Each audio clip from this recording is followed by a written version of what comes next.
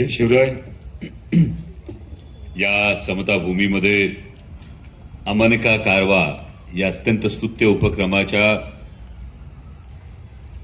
सुरुवातीसाठी शुभारंभासाठी उपस्थित असणाऱ्या ज्या भगिनी वरिष्ठ पत्रकार अश्विनीताई टोके, हरिभक्तपरायण श्यामसुंदर महाराज सोनार, मान्य कार्यद्रजी अंसारी, भंते बुद्धगोजी, धर्मगुरू अमरजीत सिंहजी मुखा, संतोषजी शिंदे, दत्ताभाऊ पोळ, लोक्सजी केदारी आणि ज्यांच्या संकल्पनेतून हा अमनका कारवा पुढे जातोय ते अंजुमबाई इनामदार, आणि त्यांनी खरं तर इतक्या सुंदर कार्यक्रमाचा साक्षीदार होण्याची मला संधी दिली ते माझे बालपणीचे मित्र.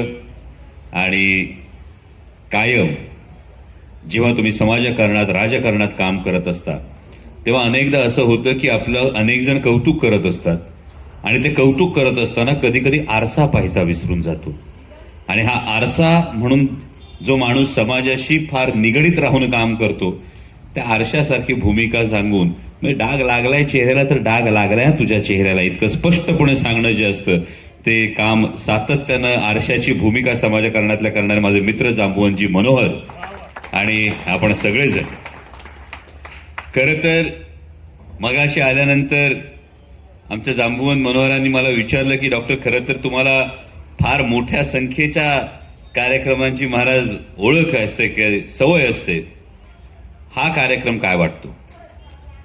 फार प्रामाणिकपणे जर सांगायचं म्हटलं तर जेव्हा हजारोंच्या गर्दी समोर एखादा कार्यक्रम होतो तेव्हा त्या गर्दीचं फारसं दडपण नसतं, पण चळवळीतल्या जेव्हा मोजक्या कार्यकर्त्यांसमोर एखादा कार्यक्रम होतो तेव्हा त्या मोजक्या कार्यकर्त्यांची ताकद ही हजारांना नाही लाखो लोकांपर्यंत पोहोचण्याची असते, याची पुरेपूर जाणीव आहे. आणि म्हणून या कार्यक्रमाचं एक अनन्यसाधारण महत्व आहे असं मला वाटतं.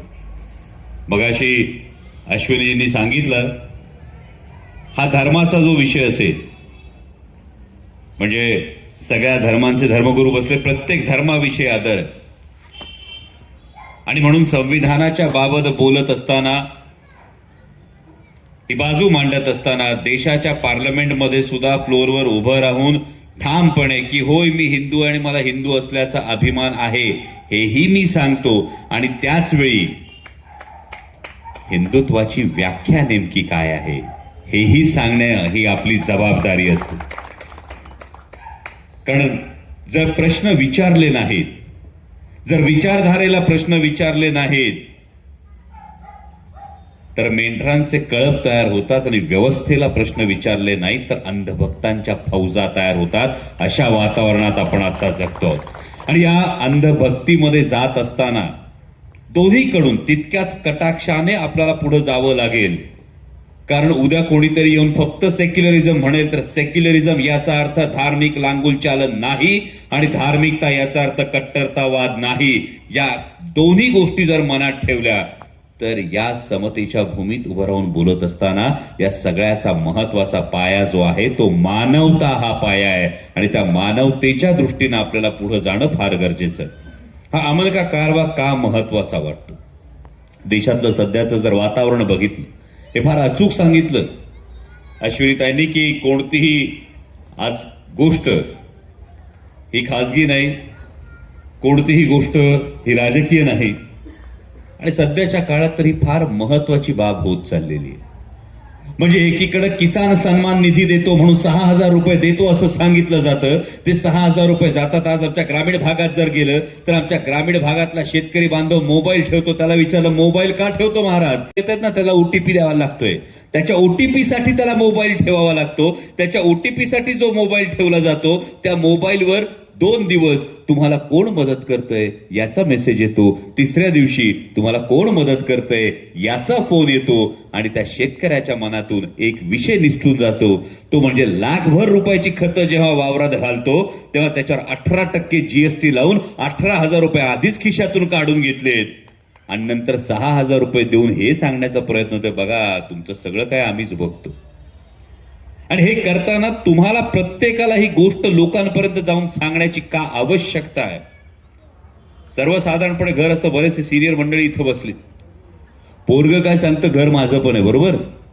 हा, पोरग सांगतं घर माझं पण आहे. विशेषतः 50 नंतर तर आमच्या सगळ्या वडिलांना ही गोष्ट कायम ऐकू येते. त्यामुळे घर माझं पण आहे, माझा पण घरावर अधिकार आहे, हे पोरग जरूर सांगतं. पण पोरग जर फक्त 2 वेळचं खाण्यासाठी आणि झोपण्यासाठीच घरात येत असेल तर एकदा बाप त्याला सांगतो, अरे घर तुझं आहे, जसा घरावर तुझा अधिकार आहे तसं या घराप्रती तुझी काही जबाबदारी आहे का नाही. हे जर प्रत्येक बाप विचारत असेल तर हीच गोष्ट आपल्या देशाची पण आहे. हे जर प्रत्येक बाप विचारत असेल आणि बापाच्या भूमिकेशी तुम्ही सहमत असाल तर हीच बाब तुम्हाला देशाप्रती सुद्धा लागू होते. जर देशामध्ये राहणं, देशामध्ये बोलणं, देशामध्ये जे संविधानाने अधिकार दिले हे सगळे अधिकार जर तुम्हाला हवे असतील तर त्या देशाप्रती तुमची प्रत्येकाची जबाबदारी सुद्धा आहे, हे विसरून चालणार नाही. आणि ती जबाबदारी ती आहे की योग्य व्यक्तींच्या हातात देश जाण्याची जबाबदारी. मग अशी रोजगाराचा उल्लेख झाला. मी कायम हा प्रश्न विचारतो, म्हणजे सगळे धर्मगुरूंचा आदर ठेवून मी हा प्रश्न कायम विचारतो महाराज.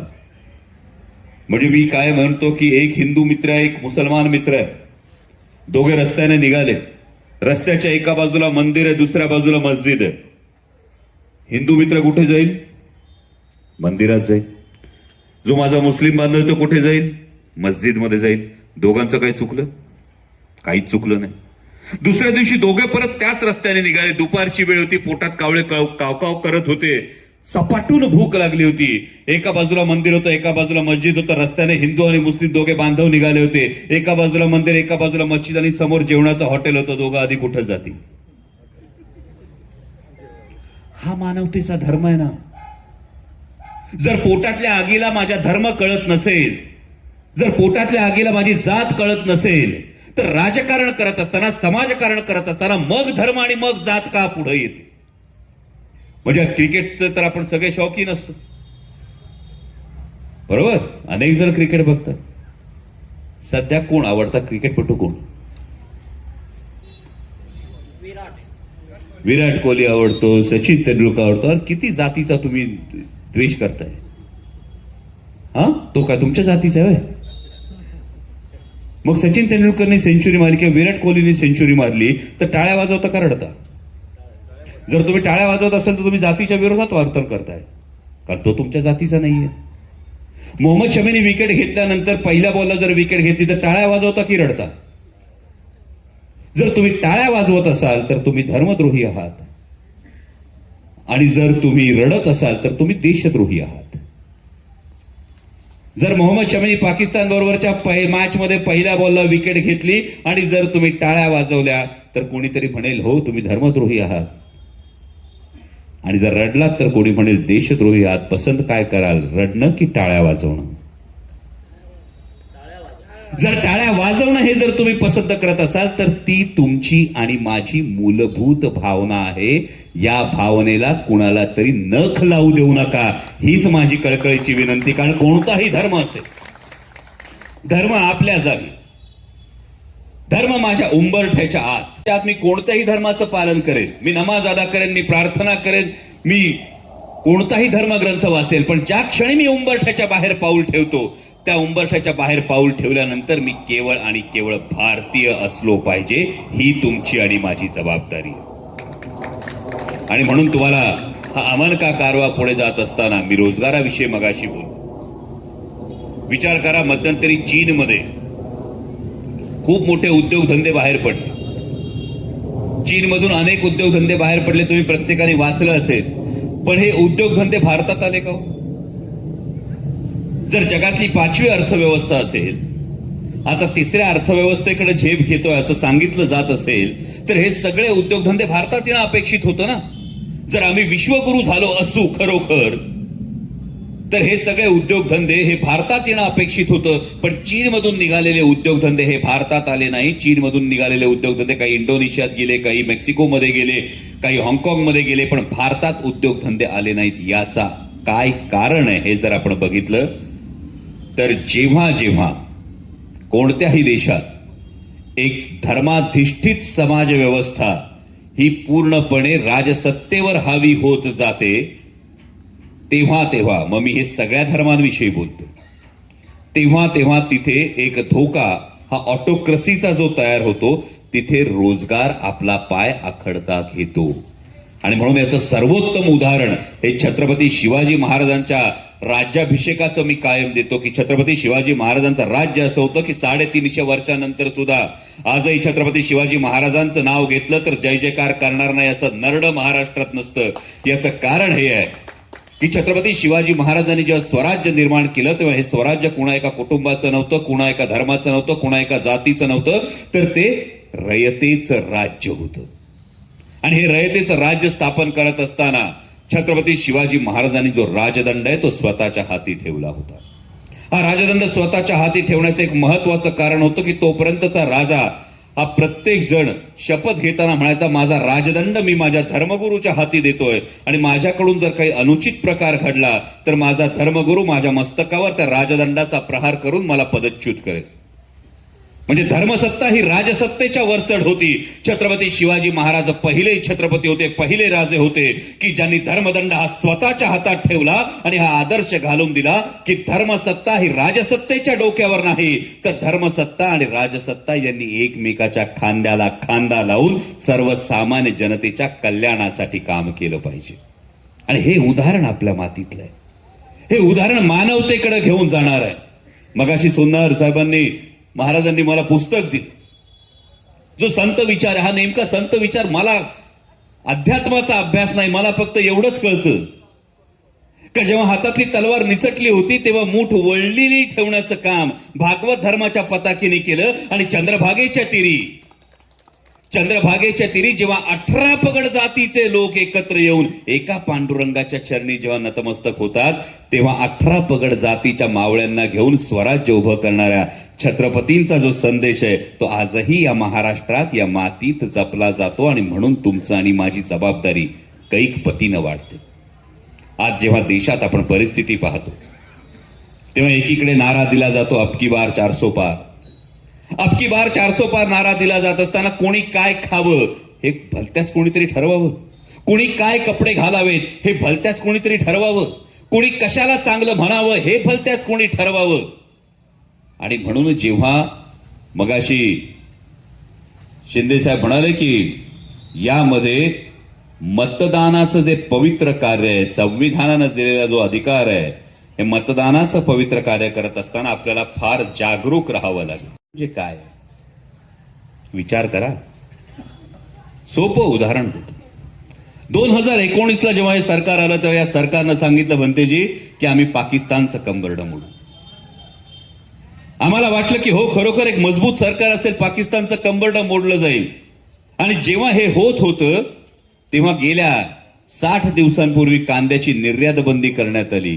ही निर्यात बंदी झाल्यानंतर आमचा जो शेतकरी 45-50 रुपयाचा कांदा विकत होता, मग हा शेतकरी कोणत्याही जातीचा असेल, कोणत्याही धर्माचा असेल, अख्ख्या महाराष्ट्रामध्ये हा कांदा पिकवणारा शेतकरी असेल, अख्ख्या देशात हा कांदा पिकवणारा शेतकरी असेल, याच्या शेतमालाचा कांद्याचा भाव हा 40-45 रुपयावरून अवघा 8-10 रुपयावर आला. गल्फचं मार्केट असेल, युरोपचं मार्केट असेल, या मार्केटमध्ये पाकिस्तानच्या कांदा उत्पादक शेतकऱ्याचा कांदा जात होता.